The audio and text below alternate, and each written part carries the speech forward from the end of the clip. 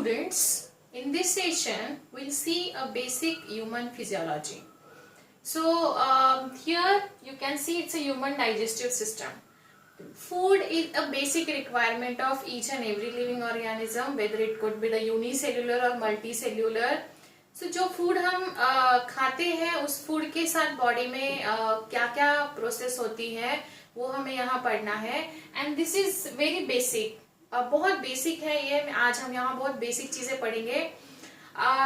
What all organs are involved in each system and where they are actually located in our body, उनका function क्या है, ये सारी चीजें हम पढ़ेंगे. सो फर्स्ट हम शुरू करते हैं ह्यूमन डाइजेस्टिव सिस्टम के साथ.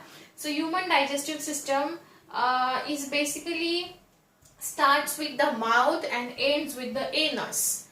Now we need to understand what all organs are present in whole digestive system और उनके functions क्या क्या होते हैं. ये बहुत बेसिक है बट आपको पता होना चाहिए कौन सा ऑर्गन कहाँ लोकेटेड है और वो कैसा फंक्शन करता है. So yes, here it's a oral cavity. यहाँ oral cavity रहेगा. teeth and tongue would be here. यहाँ teeth and tongue रहेगा. जब हम खाना खाते हैं, जब हम किसी फूड का बाइट लेते हैं तो उसको हम च्यू करते हैं एंड वो हमारे सलाइवा में मिक्स होता है. तो जो हम फूड का पार्टिकल्स ब्रेक डाउन करते हैं इन स्मॉलर पार्टिकल्स में with the help of teeth के हेल्प से करते हैं एंड उसमें सलाइवा मिक्स होती है एंड टंग भी वो मूवमेंट को फैसिलिटेट करता है. And tongue also has a taste bud. आपका होमवर्क है, मुझे आप टेस्ट बर्ड्स कौन सा कहाँ होता है ये मुझे बताओगे in comment section. So yes, teeth and tongue हो गया. फिर यहाँ से वो फूड जो है सलाइवा में मिक्स हो चुका है. It has already broken down into the number of small particles और वो सलाइवा में मिक्स हो चुका है तो वो एक स्लिपरी सॉलिड का बॉल बन चुका है. सो वो यहाँ से फिर उसका जर्नी शुरू होगा एंड वो यहाँ आएगा. So this is the oesophagus होता है. अगर इसोफेगस जैसे बहुत बार नॉन बायो बच्चे होते हैं उनको ऐसा लगता है कि बायो में कितने बड़े बड़े नाम होते हैं, तो मैं आपके लिए बता रही हूँ आप कैसे याद रख सकते हो. Oesophagus it is also known as food pipe. Life simple हो जाएगी आपकी. फूड पाइप है मतलब ये फूड को कैरी करता है. फूड को जब यहाँ से कैरी करेगा फिर वो फूड यहाँ आएगा, स्टमक में आता है. स्टमक में आने के बाद now see human digestive system comprises with two things. Alimentary canal, इसको एलिमेंट्री कैनाल भी बोलते हैं. It's a canal starts with mouth and ends with anus. Alimentary canal and it is associated glands. इसके पास glands भी होती है लेकिन हमें ग्लैंड्स का नहीं पढ़ना है. लाइक जैसे फॉर एग्जाम्पल यहाँ सलाइवरी ग्लैंड होगी. सलाइवरी ग्लैंड मतलब सलाइवा कहाँ से आता है, अपने आप तो नहीं आएगा. ग्लैंड्स मतलब एक पाउच रहता है जिसमें हमारे बॉडी में वो चीजें स्टोर करके रहती है एंड जब वो जरूरत पड़ती है वो पाउच से वो बॉडी वहां से निकाल के लेता है. फिर इसोफेगस से यहाँ फूड आएगा, स्टमक में आ जाएगा. स्टमक में जनरली 4 to 5 आवर्स तक रहेगा फॉर द डाइजेशन. यहाँ फूड को डाइजेस्ट किया जाता है. जो ऑलरेडी पार्टिकल्स को हमने मैस्टिकेट करके उसको बहुत छोटे पार्टिकल्स में कन्वर्ट किया था वो यहाँ आ जाएंगे. यहाँ there will be a secretion of number of juices. Gastric juice होगा.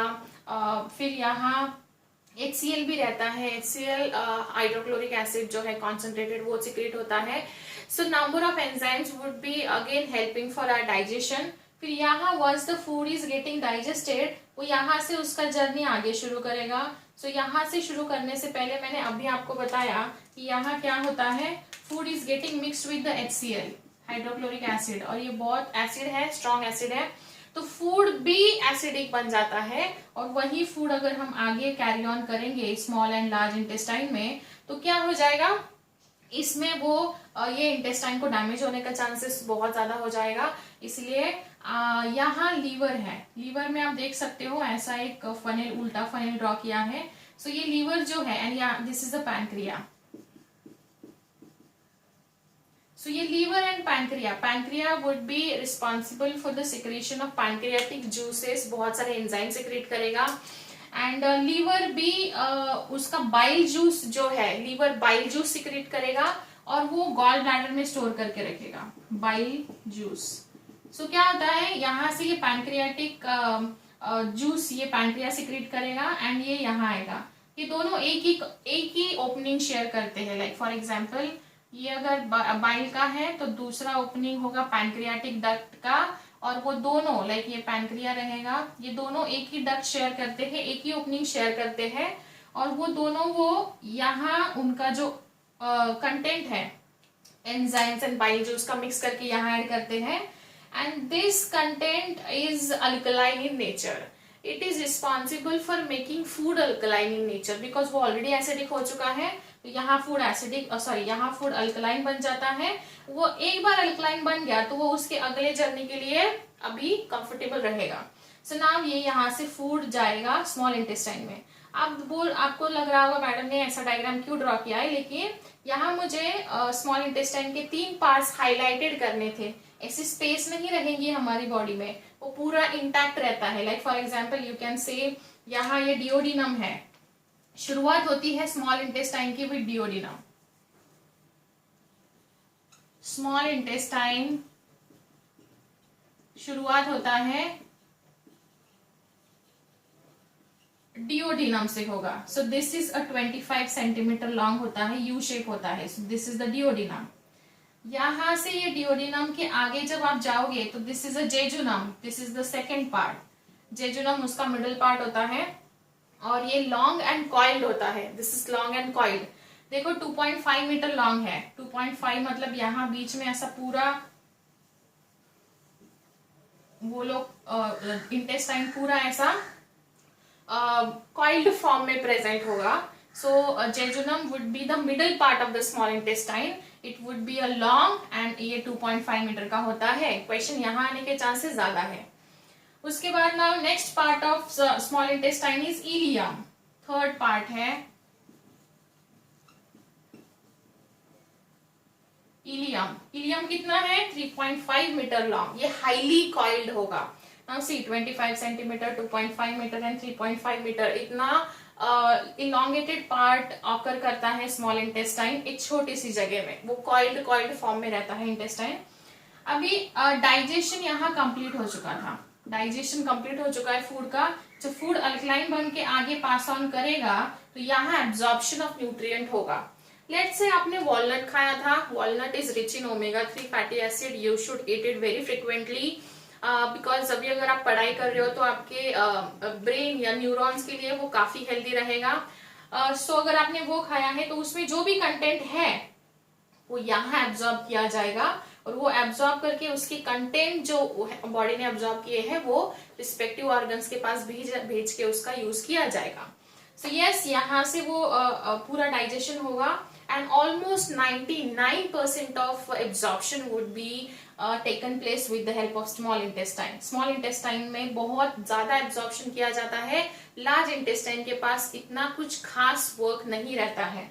सो नाउ सी, ये आपको अगर स्मॉल इंटेस्टाइन समझ में आ गया होगा तो मैं यहाँ से उसको इरेज कर रही हूँ अभी, बिकॉज हमें लार्ज इंटेस्टाइन के लेबल्स भी देने हैं यहाँ। सो नाउ जैसे ही ये खत्म होता है, जैसे ही स्मॉल इंटेस्टाइन खत्म होगा लार्ज इंटेस्टाइन शुरू होगा। This is a large intestine. ये जो रेड वाला आप देख रहे हो यहाँ, this is the large intestine.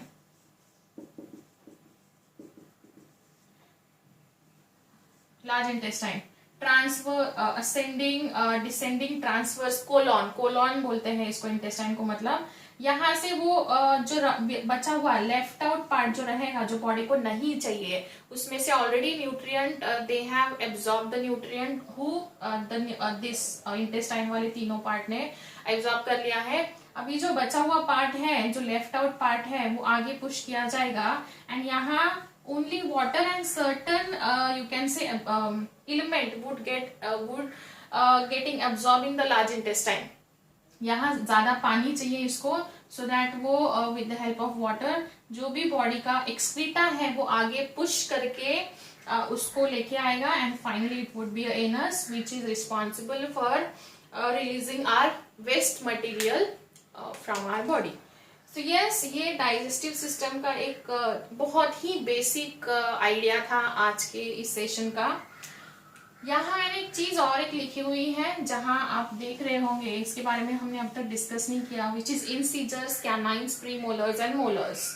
Incisors ये हमारे टूथ के टाइप है। जैसे फॉर एग्जाम्पल आगे जो इंसिजर्स होते हैं वो हम कटिंग के लिए यूज करते हैं, जैसे रैबिट देखा होगा, स्क्विरल देखा होगा, ये अगले उनके टूथ के साथ कटिंग करते हैं। हम भी वैसा ही करते हैं, अगर कुछ कट करना है तो अगले दो टूथ के साथ हम उसको कट करते हैं। तो incisors basically they are meant for the cutting of any kind of thing. फिर कैनाइन्स, कैनाइन्स जो शार्प होते हैं, साइड वाला, जो कि कभी अगर आपने शुगर केन खाया होगा तो शुगर केन हम ऐसे सामने से नहीं खाते, हम साइड से खाते हैं कुछ अगर आपको कट करना है। तो canines would be responsible for the tearing any kind of object. Any मतलब मैं ये नहीं बोल रही हूँ जाके अभी ये डस्टर को टीयर करो एंड ऑल, हम फूड मटेरियल खाते हैं, मैं फूड मटेरियल की बात कर रही हूँ। प्रीमोलर्स एंड मोलर्स, ये प्रीमोलर्स एंड मोलर्स ये फूड को च्यू करने में या फिर उसको ग्राइंड करने में हेल्प करते हैं। सो यस, अगर आपको पूछा what is the dental formula, अगर एग्जाम में पूछा तो आपको याद रखना है 2 1 2 3 by 2 1 2 3। ये like each one is represented as a half jaw, एक ऊपर का है एक नीचे का है, लेकिन आधा है, इंटू 2 करना पड़ेगा आपको, तभी जाके 32 मिलेगा। सो यस, ऐसा भी बोला जाता है इसको, incisor is denoted as a I, canines C, ये PM premolars, and this is denoted as a M. So capital है ये एम। सो आपको अगर this is I C P M and M, ऐसा भी आप याद रख सकते हो। This is the dental formula. And overall ये एक डाइजेस्टिव सिस्टम का हमने बहुत बेसिक आइडिया पढ़ा है यहाँ। अगर क्वेश्चन आता है तो इस सेशन को ध्यान से समझ लीजिए एंड क्वेश्चन सॉल्व करिए। In next session will see the human physiology part 2। ठीक है, see you in next session. Thank you.